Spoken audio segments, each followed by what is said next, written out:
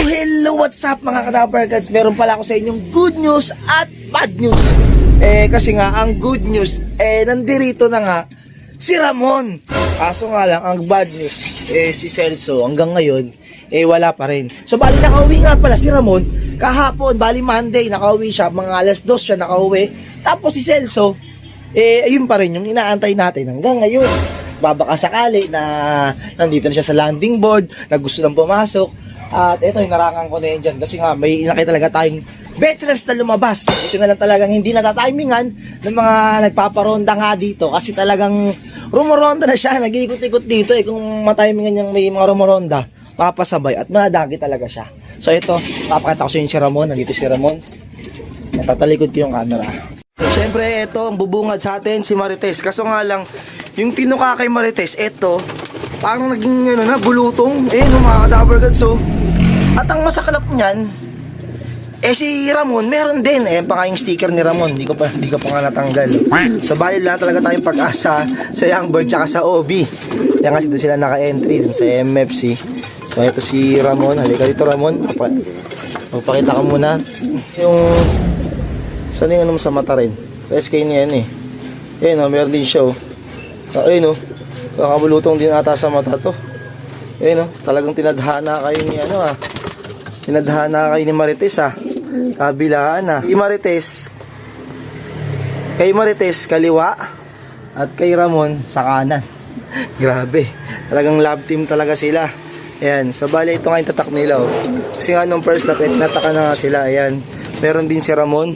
Iselso na lang talaga ang wala pa. At habang wala nga si Ramon kahapon, pumaparis na nga itong si Marites dito sa kalapati natin na to. Ayan, dito tagparis na rin to. Ito bali pang north nga natin itong kak na to. Mukha lang matanda dahil burgahin, dahil nga sa anak ni Lolong. Ayan, ikipa ganoon po.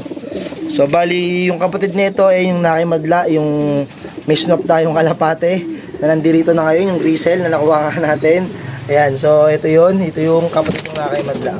Bali kapatid din to ni Bubbles. So ayan mga ka-Dappercats, yung update. Ayan ito makapansin nyo, ayan. Ginanito ko na para safety na kasi talaga yung inakay na isa talaga Baka yung pa nga yung magturo sa ibang inakay na kung paano nga lumabas, parang si Nila din. Tapos naging dalawa na sila, natuto na rin si Anika. Si Anika nga yung nawala dun sa Katarman. Biplap, yung di na bumalik sa atin. Saan na ba yung kalapating lumalabas na veterans? Nakikihalo dito. Bali, ito, siya yun. Yan, saan? Ito yun. So, mapansin nyo, dito na rin yung ibang mga inakay natin. Andudusing nila. Kasi, nagsisiksikan sila sa mga sulok, kung saan, nandun mga nakatambay itong mga kalapate. Pag umiipot, yun, nasasalong nila. So, ayan, sama-sama silang tatlo. Bali, ito, ayan. Yan, tatlo sila, Tatlo silang bagong walay nga natin. Hindi. Itong dalawa sabay. Itong nakaraan pa to, yung anak ni Lolong. So, ayan mga ka-Dappercats. Ayan yung update. Tapos dito, ala-ala na lang talaga si Celso. Bali, ito nga yung pinakakulungan ni Celso. Sabi nga na kumpare ko, pinanalo naman daw ako bago mawala. Nag-first over ko nga siya sa fan race. Kaso nga lang, yun, di siya pinalad nitong first lap ng Del Gallego na medyo malapit pa lang siya nawala. So, ayan, hindi natin alam kung anong nangyari sa kanya, kung nasa na ba siya, kung nahuli ba siya, o hanggang ngayon, nakikipagsapalaran pa sa ibang lugar, o tumatawid-tawid pa ng mga ilog o sapa, o baka nirahan na sa gubat. Hindi natin alam kung anong nangyari sa kanya, kasi ganun talaga ibang mga kalapate. Kung sana nahuli siya, alagaan na lang siyang mabuti. Kung pwede, pakawalan din. Diba? Tama ba ako? Tama. Kinsalit tayo dyan. Bay talaga na itong kalapatin to. Ay, tumatapang ka na Tutuka-tuka mo yung amo mo. Grabe. Samantalang bait-bait mo sa akin noon, nagiging salbahay ka na talaga. So ayan, bale ito yung tatak niya mismo. So dahil wala siya pag-asa, tutuloy ko pa rin siya sa training. Bale magiging training niya na lang yung pinaka-derby.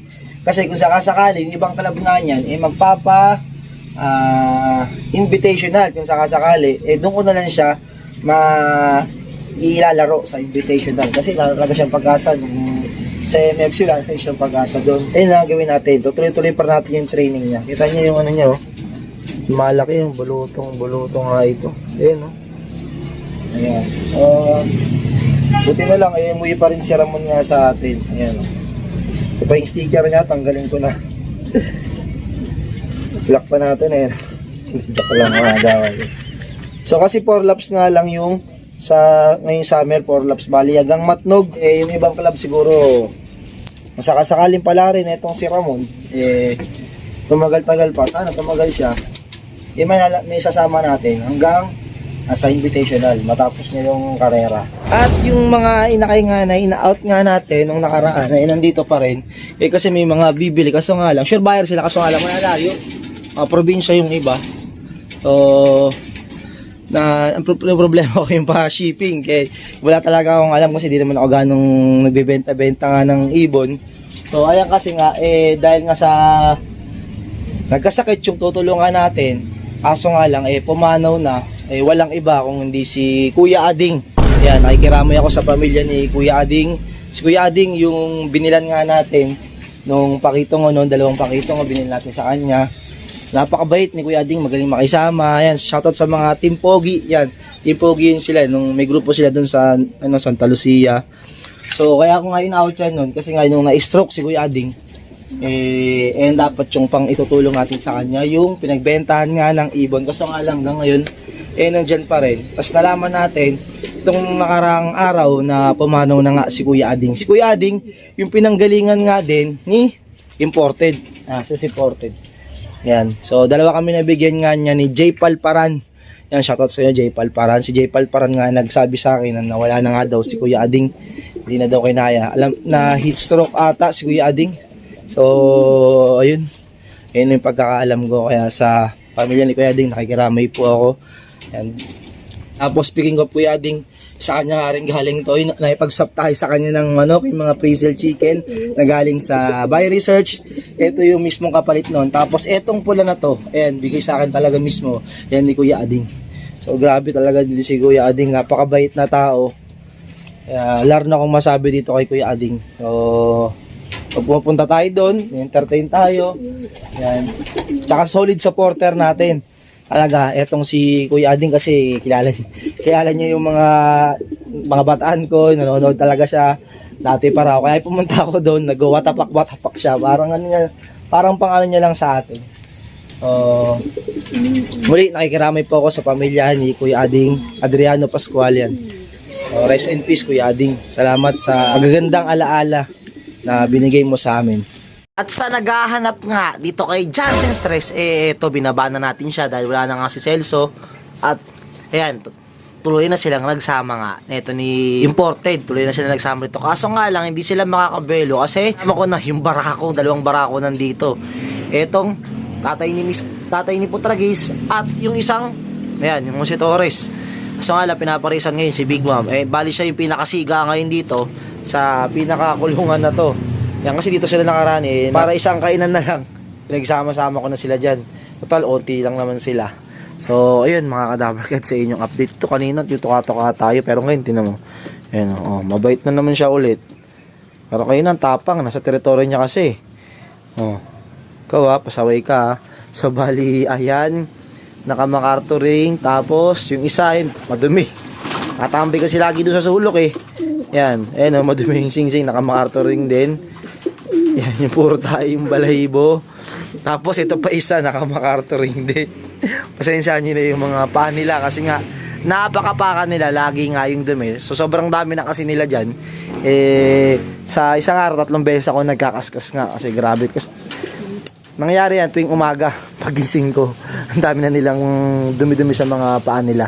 Pero yung mga inakailang kasi lagi sila nakatambay. Pero yung mga matanda naman na, agaya naman ito, wala namang gano'ng mga dumi yung mga sing-sing nila. Ayan. So, isa. Ito pa pala, 2. Tapos yung isa, 3. Yung pang-4 natin, ayun, yung blue bar. Ayun, yung pang-4 na MacArthur ring. Susubukan natin kung saan sila aabot. Ayan. Yun, mga kadabarkan sa inyong update nga rito sa mga kalapate natin. At yun nga, alaala na lang ang may iwan mismo ni Celso.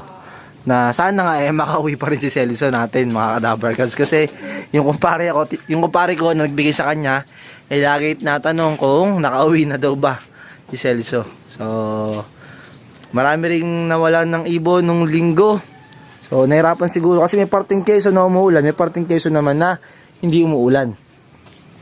So di natin alam kung saan sila napadpad, kung saan sila napasamang grupo. Ayan, pero sana makauwi pa rin nga si Celso.